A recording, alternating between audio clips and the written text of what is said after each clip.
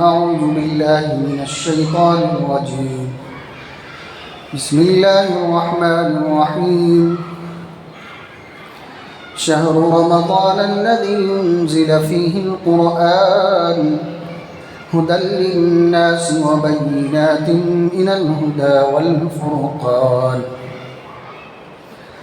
صدق الله العظيم.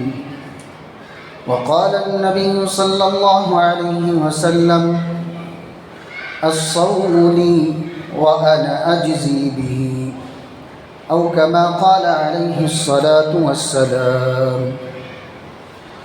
عزیزان ملت اسلامیہ اور معزز حاضرین جمعہ،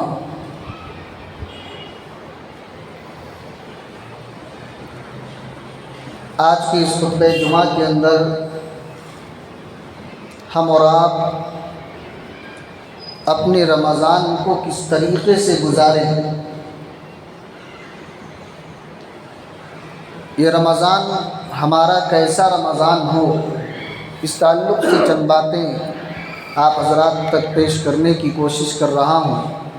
دعا فرمائیں کہ اللہ تبارک و تعالی ہمیں حق بولنے، حق سننے اور حق پر کما حق عمل کرنے کی توفیق و رفیق عطا فرمائے. یہ اللہ تبارک و تعالیٰ کا بے انتہا فضل ہے، اس کا کرم ہے کہ اللہ تبارک و تعالیٰ نے ہمیں یہ رمضان المبارک کا موقع عطا کر دیا. اللہ رب العالمین نے ہمیں رمضان المبارک کا مہینہ دیا. یہ صرف اللہ تبارک و تعالیٰ کے فضل اور اس کے کرم کی وجہ سے ہے، اور صرف اللہ تبارک و تعالیٰ نے ہمیں رمضان المبارک جیسا برکتوں والا، رحمتوں والا، عظمتوں والا مہینہ ہی نہیں دیا، بلکہ اللہ تبارک و تعالیٰ نے اس میں ہمیں اعمال صالحہ، نیک عمل کرنے کی توفیق بھی عطا فرمائی. بہت سارے لوگ ہیں جن کو رمضان کی نعمت تو ملی ہے، لیکن رمضان کا مہینہ تو ملا ہے، لیکن ان کو عبادت کی توفیق نہیں ہے. جیسے عام مہینوں میں وہ کھاتے تھے، پیتے تھے، دین سے دور تھے، نماز سے دور تھے، رمضان میں بھی نماز سے دور ہیں، دین سے دور ہے، دنیا میں مست ہیں، اپنے کام دھندے میں لگے ہوئے. لیکن اللہ کا یہ کتنا بڑا فضل ہے، اللہ کا یہ کتنا بڑا انعام ہے ہمارے اور آپ کے اوپر کہ اللہ نے نہ صرف ہمیں رمضان المبارک کا مہینہ دیا، بلکہ اللہ تبارک و تعالیٰ نے اس میں عبادت کی توفیق بھی ہمیں عطا فرمائی. یہ صرف اسی کا فضل ہے. اس نعمت کے ملنے پر ہمیں اس نعمت کی قدردانی کرنے کی کوشش کرنی چاہیے. بھائی، نعمت کا مل جانا یہ کمال نہیں ہے، نعمت کا مل جانا یہ اصل کمال نہیں ہے. اللہ تبارک و تعالیٰ نے بے انتہا نعمتیں بہت ساروں کو دی ہیں، بہت نعمتیں دی ہیں، بہت ساروں کو دی ہیں، لیکن کامیاب وہی ہے جس نے نعمت کی قدر کر کے اپنے آپ کو جنت کا مستحق بنا لیا. جنہوں نے نعمت کو نعمت جان کر کے اللہ کو راضی کرنے والے اعمال کی طرف رغبت کر لی، جنہوں نے نعمت کا صحیح استعمال کر کے اللہ تبارک و تعالیٰ کو خوش کرنے کی کوشش کی، یہ ہے اصل کامیاب. تو نعمت تو سب کو ملتی ہے، لیکن نعمت کے ذریعے سے کامیاب وہ ہوتا ہے جو نعمت کی قدر کرتا ہے. اسی لیے اللہ تبارک و تعالیٰ نے قرآن کریم کے اندر فرمایا: وَقَلِيلٌ مِّنْ عِبَادِيَ الشَّكُورُ، میرے بہت تھوڑے بندے ایسے ہیں جو میرا شکر کرنے والے ہیں. نعمتیں سب کو دیا ہے، لیکن نعمتوں پر شکر گزاری، نعمتوں کی قدردانی، نعمتوں کا صحیح استعمال، اس نعمتوں کو استعمال کر کے اپنے رب کو راضی کرنے والے اللہ نے کہا قلیل ہے، بہت تھوڑے ہیں۔ تو معلوم کیا ہوا؟ شکر گزار بندہ، نعمتوں کی قدردانی کرنے والا ہی کامیاب ہے نعمتوں سے۔ تو میرے بھائیوں، ہمیں اور آپ کو رمضان جیسی نعمت ملی، روزہ جیسا انعام ملا ہے، تراویح جیسی عبادت ملی ہے، قرآن جیسا کلام ملا ہے، اور اللہ نے ہمیں صحت بھی دی ہے، تندرستی بھی دی ہے۔ بہت سارے لوگ ایسے ہیں جن کو رمضان بھی ملا، نعمتوں کی قدر کرنے کی بھی کوشش کر رہے ہیں، لیکن صحت نہیں ہے کہ نہیں ایسا؟ وہ چاہ رہے ہیں کہ آپ کے ساتھ آ کر کے تراویح پڑھے، صحت نہیں ہے، نہیں پڑھ سکتے آپ کے ساتھ۔ وہ روزہ رکھنا چاہ رہے ہیں، صحت نہیں ہے، روزہ نہیں رکھ سکتے ہیں۔ تو یہ اللہ کا ہمارے اور آپ کے اوپر کتنا بڑا انعام ہے کہ اللہ نے ہمیں رمضان دیا، رمضان کے ساتھ عبادت کی توفیق دی، اور اس کے ساتھ ساتھ ہمیں صحت مند بھی بنایا ہے کہ ہم اس عبادت کو کر سکتے ہیں۔ اس کے باوجود ہم پیچھے ہوں، اس کے باوجود اگر اس نعمت کی قدردانی میں ہم سے کمی ہو، تو میرے بھائیوں، ہم سے زیادہ نقصان اٹھانے والا، ہم سے زیادہ گھاٹے میں کوئی شخص نہیں ہوگا۔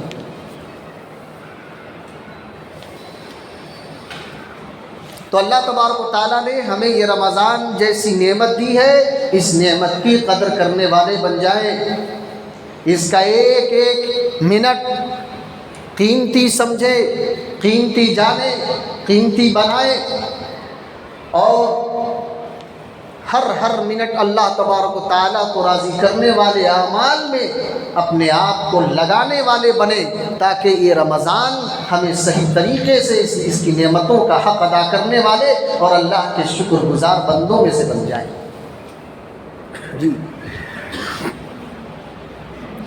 رمضان کی ناقدری کتنی بڑی چیز ہے۔ اللہ کے نبی علیہ الصلاۃ والسلام مسجد نبوی میں ہے، منبر پر خطبے کے لیے تشریف لے کر کے جا رہے ہیں۔ اللہ کے نبی نے صحابہ سے کہا ممبر کے قریب ہو جاؤ۔ اعلان ہوتا ہے نہیں ہمارے یہاں میں، بقیہ نماز کے بعد ممبر سے قریب ہو کر کے بیٹھے، تھوڑی دیر دین کی بات ہوگی۔ اللہ کے نبی نے اعلان فرمایا ممبر سے قریب ہو کر کے بیٹھو، دین کی بات ہوگی۔ صحابہ تشریف لائے، لیکن اس مرتبہ صحابہ نے دیکھا کہ اللہ کے نبی منبر پر چڑھتے وقت ایک لفظ اپنی زبان مبارک سے ارشاد فرما رہے، وہ ہے آمین۔ آپ کئی مرتبہ منبر پر جاتے تھے، خطبہ دیتے تھے، لوگوں کو واعظ و نصیحت فرماتے تھے، کبھی آپ نے اس طریقے کا جملہ نہیں کہا، آج آپ نے کہا۔ تو صحابہ نے پوچھا یا رسول اللہ صلی اللہ علیہ وسلم، یہ کیا بات ہے؟ آج ایک نئی بات آپ سے دیکھنے کو ملی ہے۔ آپ جب منبر پر تشریف لے جاتے ہیں تو فرماتے ہیں آمین، دوسرے پر تشریف لے گئے فرمایا آمین، تیسرے پر چڑھے اور آپ نے فرمایا آمین۔ اللہ کے نبی علیہ الصلاۃ والسلام نے فرمایا، حضرت جبرائیل آئے تھے اور یہ فرما کر کے گئے، رغم انف رجل من ادرک رمضان فلم یغفر له قل آمین فقلت آمین۔ حضرت جبرائیل علیہ السلام نے کہا یا رسول اللہ، اس شخص کی ناک خاک آلود ہو، ایسا شخص تباہ ہو برباد ہو جائے، ایسا ہلاک ہو جائے، ایسا انسان برباد ہو جائے، ایسا مسلمان تباہ ہو جائے جس کو رمضان کا مہینہ ملے اور اس کی قدردانی نہ کر کے اپنے آپ کو بخشش نہ کرا لے۔ رمضان آ گیا اور ہماری بخشش نہ ہو، رمضان آ جائے اور اس کی قدر کر کے ہماری مغفرت نہ ہو جائے، ہلاکت ہے۔ جب ہم اللہ کے نبی کے زبان سے آمین کہوائی جا رہی ہو، بد دعا کرنے والا اللہ کا سب سے مقرب فرشتہ حضرت جبرائیل ہو، اس بد دعا پر آمین کہنے والے رسول میں سب سے افضل رسول رسول اللہ کی ذات ہو، میرے بھائیوں بتاؤ ایسے شخص کی ہلاکت میں، ایسے شخص کی بربادی میں کیا تأمل ہو سکتا ہے؟ کوئی شک باقی ہے؟ یہ رمضان آپ کو ملا ہے، ہمیں ملا ہے، ہم اس میں نہ آ جائیں، ایسا اپنا وقت گزاریں اس رمضان کا کہ ہم جب رمضان گزر رہا ہو تو ہم یہ کہنے والے ہو کہ انشاءاللہ جو ہم نے رمضان کا وقت صحیح استعمال کیا ہے اللہ ہماری مغفرت ضرور فرما دیا ہو، ایسا یقین ہو۔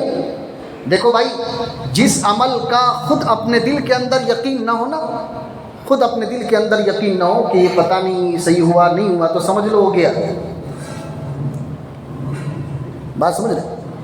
ارے خود آپ کو ہی معلوم نہیں ہے کہ یہ قبول نہیں ہوگا، خود آپ کہہ رہے ہیں کہ میری تو بخشش نہیں ہوگی، تو جب آپ کے عمل میں خود آپ متفق نہیں ہیں اور آپ کا اتنا کانفیڈنس نہیں ہے کہ ہم نے اچھا کام کیا ہے، تو اللہ، آپ یہ کیسے امید کر سکتے ہیں کہ اللہ اس کو معاف کر دے اور اللہ بخش دے اور اللہ اسے قبول کر لے؟ بات سمجھ رہے کہ نہیں سمجھ رہے؟ جی، تو ایسا اپنے رمضان کے وقت کو گزارنا ہے کہ سب سے پہلے ہمیں اللہ کی ذات سے یہ امید ہو جائے کہ اللہ اس رمضان میں تو ہماری مغفرت کر کے ہی رہے گا۔ بچہ اپنے باپ سے ضد کرتا ہے، ایک بار ضد کیا، دو بار ضد کیا، تیسرے بار رونے لگتا ہے، ایسا ضد کرتا ہے کہ باپ کیا کہتا ہے، چل جا باپ لے کیا لینے کا ہے تو بولتے ہیں بھائی آپ سب صاحب اولاد ہیں، بولیے ہوتا ہے کہ نہیں ہوتا ہے آپ کے ساتھ؟ جی، آپ بھی کہہ دیتے ہیں جاؤ لے لو، کیا لینے کا لے لو۔ ایسا ہم رمضان گزارے، ایسے اپنے اوقات کو استعمال کرے کہ اللہ تبارک و تعالی ہماری لنگڑی لولی عبادت کو دیکھتے ہوئے بھی اللہ کہہ دے جا، جو تجھے لینا ہے وہ میں نے تجھے دے دیا، تجھے جو چاہیے تھا وہ میں نے دے دیا، جا کیا لینا ہے، جنت لینا ہے لے لے، جہنم سے بچنا ہے جا، آزاد ہے تو۔ یہ اللہ کہہ دے، ایسے اوقات کو گزارنے والے، یہ ہے رمضان کی قدردانی۔ کیوں نہ ہو، اتنی سخت وعید کیوں نہ ہو؟ اللہ کے نبی کی مبارک زبان سے آمین کہنا اور سب سے معزز فرشتے حضرت جبرائیل کا بد دعا کرنا، یہ کیوں ہے؟ کیونکہ اللہ تبارک و تعالیٰ نے آپ کو اور ہم کو ماحول دے دیا ہے، شیطان قید کر دیا، جنت کے دروازے کھول دیے، گناہ کے دروازے بند کر دیے، اور پھر بھی بندہ گناہوں میں ہے، پھر بھی اپنی اوقات کو غفلت کے ساتھ گزار رہا ہے، پھر بھی نافرمانی کر رہا ہے، پھر بھی عام مہینوں کے طرح اس مہینے کو ہلکے میں لے رہا ہے، تو پھر ایسی بد دعا نہ کی جائے تو پھر کیا کیا جائے؟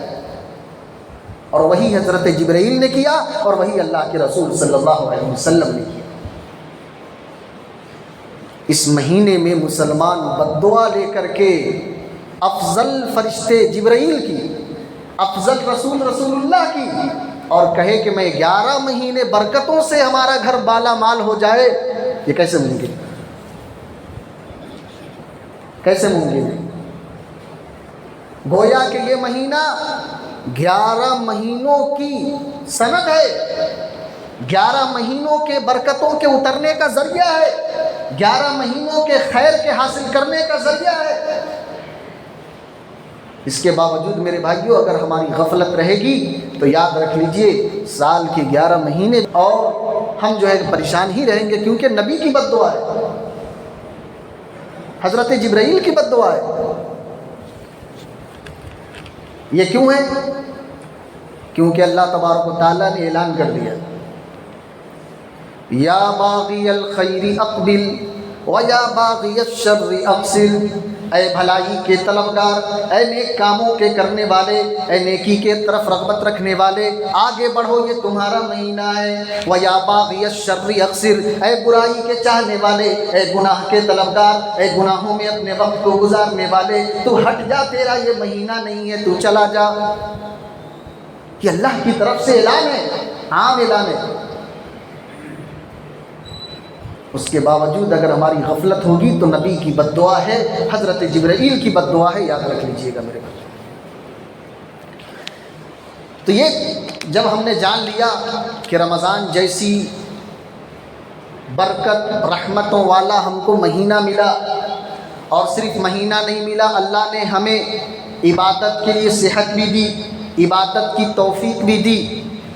رمضان بھی ملی، صحت بھی ملا، عبادت کی توفیق بھی ملی، ہے نہیں؟ اس کے باوجود اگر ہم عبادت نہیں کریں گے تو پھر یہ انجام ہے جو آپ کے سامنے بیان کر دیا گیا۔ اب کرنا کیا ہے؟ چند کام آپ حضرات کے سامنے جلدی جلدی میں پیش کر دیتا ہوں۔ سب سے پہلے اس رمضان میں اپنے اوقات کو فارغ کریں۔ سب سے پہلا کام، اللہ نے سال کے 11 مہینے آپ کو کمانے کے لیے دیا ہے، آپ اپنے بیوی بال بچے کی ضرورت پوری کریں، سال کے 11 مہینے آپ کے پاس ہیں۔ آپ گھر کی ضروریات پوری کریں، سال کے 11 مہینے آپ کے پاس ہیں۔ آپ اپنی نیند پوری کریں، سال کے 11 مہینے آپ کے پاس ہیں۔ اپنی خواہشات پوری کریں، سال کے 11 مہینے آپ کے پاس ہیں۔ رمضان اس لیے دیا گیا ہے کہ آپ ان تمام چیزوں کی قربانی دو۔ لیکن افسوس کی بات ہے، آج تاجر اپنی تجارت پہ ویسے ہی جا رہا ہے جیسے رمضان سے پہلے جاتا تھا، ملازم اپنی ملازمت پہ ویسے ہی جا رہا ہے جیسے رمضان سے پہلے جاتا تھا۔ بلکہ میں تو یہ کہتا ہوں کہ بعض لوگوں کا تو تجارت ہی رمضان میں ہے۔ افسوس کی بات ہے میرے بھائیوں، سوچنے کا مقام ہے، غور کرنے کا مقام ہے۔ رمضان جو اللہ کی عبادت کا مہینہ تھا، ہمارے لیے تجارت کا مہینہ بن گیا ہے۔ کہ مسلم معاشرے کی بات ہے، سال کے 11 مہینے اللہ نے آپ کو دیا ہے، اس مہینے میں اپنے اوقات کو فارغ کیجیے اللہ کے لیے، عبادت کے لیے۔ بزرگان دین کا، صحابہ کرام کا، اللہ کے نبی، کون ایسا منٹ ہے جو اللہ کے نبی اللہ کی عبادت کے بغیر گزارتے تھے؟ نہیں، لیکن اس کے باوجود اللہ کے نبی صلی اللہ علیہ وسلم رمضان کے لیے اپنے کمر کو کس لیتے تھے۔ عبادت کی کوانٹٹی بڑھا دی جاتی تھی۔ صحابہ کرام رضی اللہ تبارک و تعالیٰ عنہ مجمعین عبادت میں آگے نظر آتے تھے۔ بزرگان دین رمضان کے مہینے میں نیک کام چھوڑ دیتے تھے اللہ کی عبادت کے لیے، تلاوت کے لیے۔ پچھلے ہفتے بتایا گیا، امام مالک رحمہ اللہ درس حدیث کا درس دینا یہ دین کی خدمت ہے، بند کر دیتے تھے کہ رمضان قرآن کا مہینہ ہے۔ اور ہم اور آپ اپنی دکان بند نہیں کر پا رہے، ہم اور آپ اپنی تجارت میں چھٹیاں نہیں لے پا رہے، ہم اور آپ اپنے کاروبار کو آگے پیچھے نہیں کر رہے۔ شرم کی بات ہے میرے بھائیوں، اپنے اندر جھانکنے کی بات ہے کہ رمضان کا مبارک مہینہ آ گیا، مغفرت کا عام اعلان ہے، وَلِلَّهِ عُتَقَاءُ مِنَ النَّارِ، اللہ تبارک و تعالیٰ کے طرف سے یہ اعلان ہر رات میں ہے کہ آج جس نے بھی صحیح طریقے سے اس رمضان کے وقت کی قدر کی ہوگی، اللہ اس رات میں تمام گنہگاروں کو بخش دے گا۔ اس کے باوجود ہماری وہی حالت ہے جو عام مہینوں کی جیسی ہے۔ تو میرے بھائیو، سوچنے کی بات ہے، ذرا غور کرنے کی بات ہے۔ تو سب سے پہلا کام جو اس رمضان میں ہے، اپنے وقت کو، اس رمضان کو صحیح گزارنے کے لیے ضروری ہے کہ اپنے وقت کو فارغ کریں۔ دیکھو بھائی، وقت رمضان کے لیے وقت کو نکالا نہیں جائے گا، وقت بنایا جائے گا۔ اپنے رمضان کے لیے، اپنے آپ کو مغفرت پانے کے لیے، اپنی بخشش کے لیے رمضان میں وقت نکالو نہیں، وقت بناؤ کہ کس وقت میں ہم کیا کریں گے۔ ایسا شیڈول ہو ہمارے پاس۔ فجر کے بعد کیا ہوگا؟ فجر کے بعد سے لے کر کے آقا کریم علیہ الصلوۃ والسلام فرماتے اشراق تک بیٹھا رہے، اور وہ بات نہ کرے مگر یہ کہ وہ اللہ کی تسبیح کر رہا ہو، اور جب وہ یہاں سے لوٹ کر کے اشراق کی صرف 2 رکعت نماز پڑھ کر کے جائے گا، کامل حج اور عمرے کا ثواب اللہ عطا کر رہے ہر روز۔ کوئی شخص یہاں مسجد میں نظر نہیں آتا۔ فجر کی نماز کے بعد تو ایسے بھاگتے ہیں ہم جیسے کہ پتہ نہیں کون سے جیل سے ہمیں آزادی ملی، یہ حالت ہے۔ اور جبکہ رمضان عبادت کا مہینہ ہے، اس مہینے میں ہماری غفلت کا یہ حال ہے میرے بھائیوں۔ ہم کس مقام پر ہیں، کس جگہ پر کھڑے ہیں، اپنے آپ کا جائزہ لیجیے۔ لہٰذا پہلا کام کرنا ہے، اپنے اوقات کی حفاظت کریں، اپنے وقت کو فارغ کریں، اور رمضان کی عبادت کے لیے، تلاوت کی کثرت کے لیے، ذکر کے لیے، توبہ اور استغفار کے لیے وقت کو نکالنا نہیں، وقت کو بناؤ۔ کب ہم کیا کریں گے، فجر کے بعد کیا کریں گے، ظہر کے بعد کیا کریں گے، عصر کے بعد کیا کریں گے، بیچ میں کیا کریں گے، سوتے وقت کیا کریں گے، سو کر اٹھتے وقت کیا کریں گے، سحری کے وقت کیا کریں گے، تہجد کے وقت کیا کریں گے. آپ کے پاس اپنا پرچہ ہو اعمال کی ترتیب کا کہ کب آپ کو کیا کرنا ہے، تاکہ آپ ان لوگوں میں شمار ہو جاؤ جو رمضان کی قدر کر کے سارا سال رحمت اور برکت لینے والے بن جائے. ایسا نہ ہو کہ رمضان کی ناقدری کر کے نبی کی بد دعا، جبرائیل کی بد دعا ہمیں لگ جائے اور ہم پورے سال تباہ و برباد ہو جائے. اللہ تبارک و تعالیٰ اس مہینے میں عبادت کا ثواب بڑھا دیتا ہے. کیا کرتا ہے بھائی؟ پہلے یہ سمجھے، اس مہینے میں عبادت کا ثواب بڑھا دیتا ہے. ہم نے کیا سنا تھا؟ ایک نفل کا ثواب کتنا ہے؟ 70 سمجھے، 70. اور فرض کا کتنے؟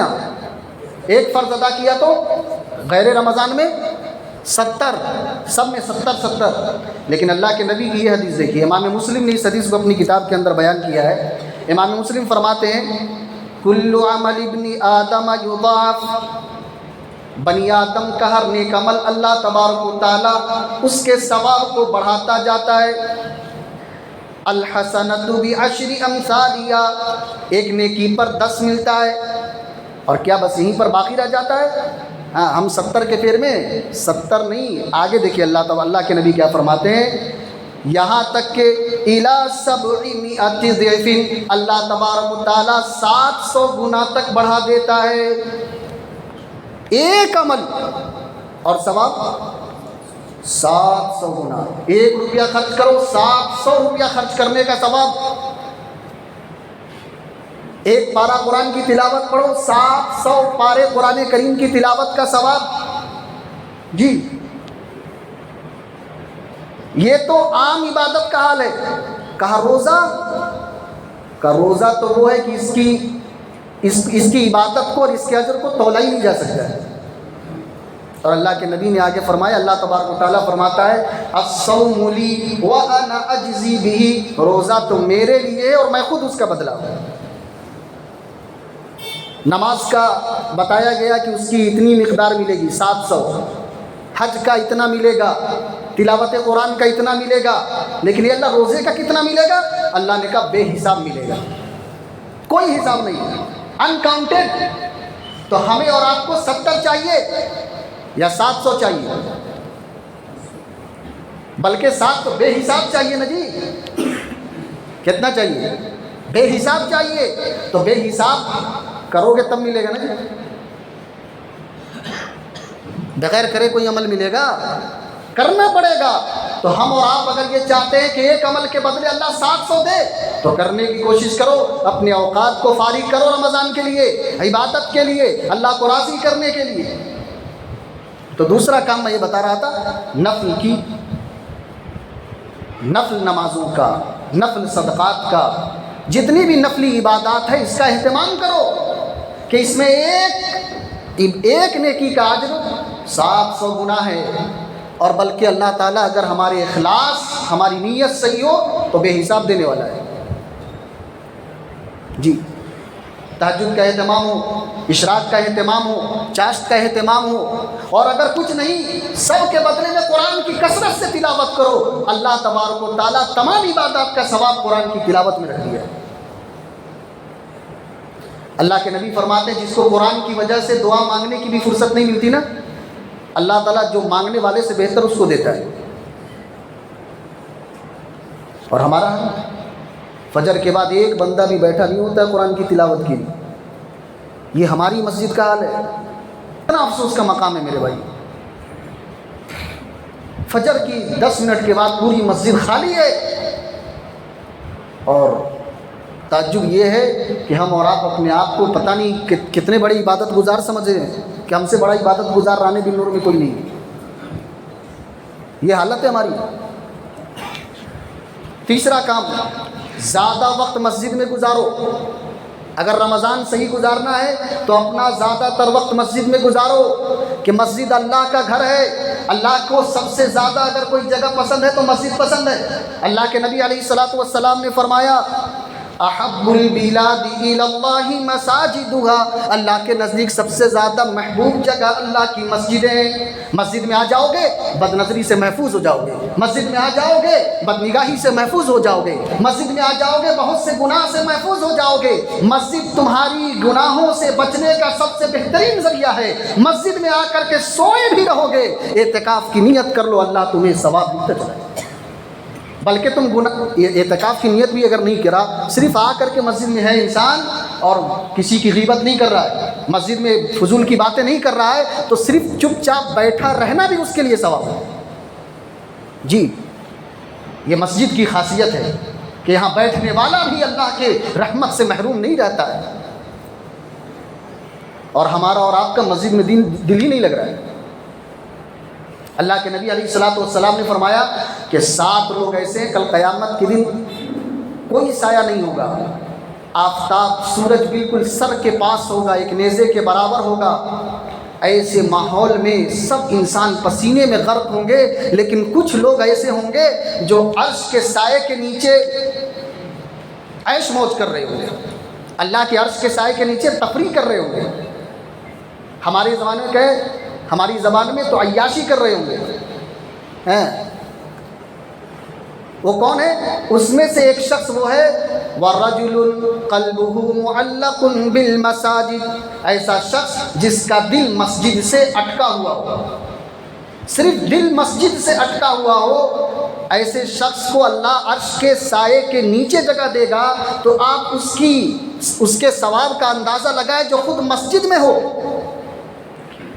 ارے دل مسجد میں اٹکا ہوا ہے تو وہ بندہ ہوگا جو مسجد سے باہر ہے لیکن دل مسجد میں ہے، وہ ہوگا نا۔ تو آپ اس شخص کے ثواب کا اندازہ لگاؤ کہ جو دل نہیں، جس کا دل نہیں، بدن بھی ساتھ میں مسجد کے اندر ہو، اس کے ثواب کا کیا ہوگا؟ اندازہ لگا سکتے ہیں آپ؟ نہیں لگا سکتے۔ اور ہماری سب سے زیادہ غیر حاضری مسجد سے، اور ہماری کوشش یہ ہے کہ رمضان میں اللہ ہمیں معاف کر دے۔ کیسے معاف کرے گا؟ ہم مسجد سے دور ہیں، مسجد میں ہمارا وقت ہی نہیں گزر رہا ہے۔ تو میرے بھائیوں، تیسرا کام یہ کرے کہ مسجد میں اپنے اوقات کو زیادہ سے زیادہ گزارنے کی کوشش کرے۔ چوتھا کام، اگر اس رمضان سے اپنے آپ کو فائدہ اٹھانا ہے تو بری عادتوں کو چھوڑے۔ یہ رمضان بری عادتوں کے چھوڑنے کا سب سے بہترین ذریعہ ہے۔ آپ نے اللہ کے لیے اپنی ضرورتیں چھوڑی ہے، کھانا آپ کی ضرورت تھا آپ نے چھوڑ دیا، پینا آپ کی ضرورت تھا آپ نے چھوڑ دیا، بیوی سے ملنا آپ کی ضرورت تھا آپ نے چھوڑ دیا۔ اللہ تبارک و تعالیٰ کہہ رہے بندے، میرے کہنے پر تو نے اپنی ضرورت کو چھوڑا ہے، اپنے آپ کو جنتی بنانے کے لیے اپنی بری عادتوں کو چھوڑ دے، گناہوں کو چھوڑ دے، بیڈ ہیبٹس کو چھوڑ دے۔ آپ نشہ چھوڑنا چاہتے ہیں، رمضان سے بہتر کوئی مہینہ نہیں ہے۔ آپ شراب چھوڑنا چاہتے ہیں، رمضان سے بہتر کوئی مہینہ نہیں ہے۔ آپ جوا بند کرنا چاہتے ہیں، رمضان سے بہتر کوئی مہینہ نہیں ہے۔ ہر برے کام کو چھوڑنے کے لیے رمضان سے بڑھیا کوئی مہینہ نہیں آ سکتا ہے۔ اس کے باوجود اگر ہم اس مہینے میں اپنے آپ کو چینج نہ کر پائے، بری عادتیں ہم سے نہ چھوٹ پائی، میرے بھائیوں، یہ رمضان ہمارا فائدے میں نہیں۔ پانچواں کام، دنیا کا ہر کام سیکھ کر کے کرتے۔ ایک سائیکل چلانا ہو تو بھی سیکھنا پڑتا ہے۔ ایک بال کٹانے والے ہے، نائی حجام، بغیر سیکھے کے ایئر کنڈیشن دکان کھول کے بیٹھا، اس میں سے کتنے لوگ جائیں گے ذرا بتاؤ؟ داڑھی بنانے فل اے سی ہے اس کے دکان میں، اچھی لائٹنگ کرا، کروڑوں روپیہ خرچ کیا لیکن سیکھا نہیں ہے۔ کتنے لوگ ہیں جائیں گے؟ بولو ذرا، ہاتھ اٹھاؤ دیکھتے ہیں ذرا کتنے لوگ جاتی ہیں، کتنے لوگ ہیں؟ کوئی بھی نہیں جائے گا۔ جنت پانے کے لیے بغیر سیکھے کر رہے ہیں، واہ! بال کٹانا ہے تو سیکھے والے کے پاس، سائیکل چلانا ہے تو سیکھ کر کے، اور جنت میں جانا ہے بغیر سیکھے کے۔ تو کیا کرنا ہے؟ پانچواں کام، رمضان کے مسائل کو سیکھو، عبادات کی کیسے کرنے کا ہے وہ سیکھو۔ عید کے دن پتہ چل جاتا ہے کس نے کیا سیکھا ہے، سب ایک دوسرے کے ہاتھ کو دیکھتے رہتے ہیں، کون کیسے نیت باندھ رہا ہے، کب چھوڑے ہم بھی چھوڑتے ہیں، انہیں ہاتھ باندھا ہم ہی ہاتھ باندھتے ہیں۔ رمضان عید کی نماز میں ہی پتہ چل جاتا ہے کہ رمضان کیسا گزرا ہمارا۔ بات صحیح ہے کہ بھائی غلط ہے بولو، ہے نا؟ تو ہر کام سیکھ کر کے کرتے ہو، رمضان کیسے گزارنا یہ سیکھو، رمضان کے مسائل سیکھو، روزے کے مسائل سیکھو، روزہ کب ٹوٹتا ہے، روزہ کن چیزوں سے ٹوٹتا ہے، کن چیزوں سے روزہ مکروہ ہو جاتا ہے، کیا ہے تراویح کا کیا مسئلہ ہے نہیں، افطاری کا کیا مسئلہ ہے، سحری کا کیا مسئلہ ہے، ہر عبادت فرض کا کیا مسئلہ ہے، سنت کا کیا مسئلہ ہے، مستحب کا کیا مسئلہ ہے، واجبات کا کیا مسئلہ ہے، موٹے موٹے باتیں تو سیکھو میرے بھائیوں۔ یہ نہیں سیکھو گے آپ کا رمضان وصول نہیں ہوگا میرے بھائیوں، رمضان چلا جائے گا، جیسے رمضان سے پہلے تھے ویسے رمضان کے بعد بھی رہیں گے آپ۔ یہ 5 چیزیں خاص طور سے۔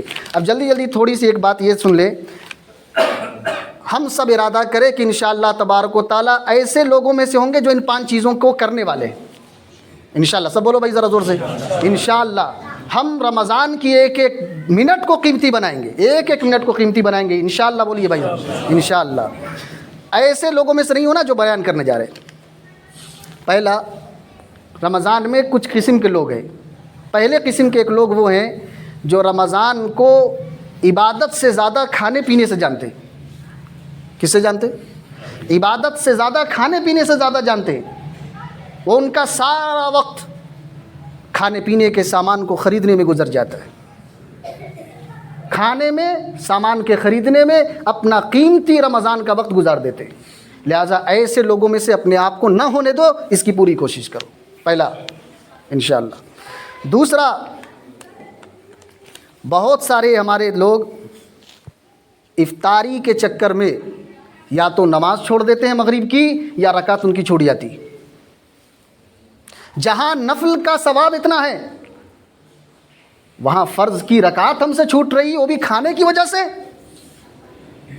جبکہ روزہ آیا ہی تھا اس لیے کہ یہاں کم کھایا جائے، اور کھانے کی وجہ سے رکعتیں اولا چھوٹ رہی ہے۔ اللہ کے حبیب نے فرمایا جس کو معلوم ہو جائے کہ پہلی صف میں آ کر کے نماز پڑھنے کا کیا ثواب ہے تو تم لوگ پہلی صف میں آنے کے لیے لڑائی کرو گے، مقابلہ کرو گے کہ میں پہلے صف میں آؤں گا۔ یہ حالت ہے ہماری نماز افطاری کی وجہ سے چھوٹ جائے، رکعت چھوٹ جائے، تکبیر اولا چھوٹ جائے رمضان کے مہینے میں، میرے بھائیوں یہ ہمارے لیے مناسب نہیں ہے۔ ایسے لوگوں سے اپنے آپ کو بچاؤ کہ میں ان میں سے نہیں ہو سکتا۔ تیسرا، رمضان عبادت کا مہینہ ہے، تجارت کا مہینہ نہیں۔ ایسا نہ ہو کہ سارا سال، بہت سارے ہمارے دوست احباب ایسے ہیں سارے سال آرام سے سوئے رہتے ہیں، لیکن رمضان کے مہینے میں ان کو پیسے کی بھوک زیادہ ہو جاتی ہے، وہ پہلے سے زیادہ رمضان میں ایکٹیو ہو جاتے ہیں پیسہ کمانے کے لیے کہ یہ ان کا مہینہ آ گیا بول کر کے۔ تو ایسے لوگوں سے بھی آپ ایسے لوگوں میں نہ ہو کہ جنہوں نے رمضان کو تجارت کا مہینہ بنا لیا ہو۔ رمضان تجارت کا مہینہ ہے، جنت کی تجارت کرو، اللہ کو راضی کرنے کی تجارت کرو، جہنم سے بچنے کی تجارت کرو۔ یہ وہ مہینہ ہے، دنیا کمانے کی تجارت نہ کرو، یہ وہ مہینہ نہیں ہے۔ تو اس سے ابھی اپنے آپ کو بچانا ہے۔ اور چوتھا،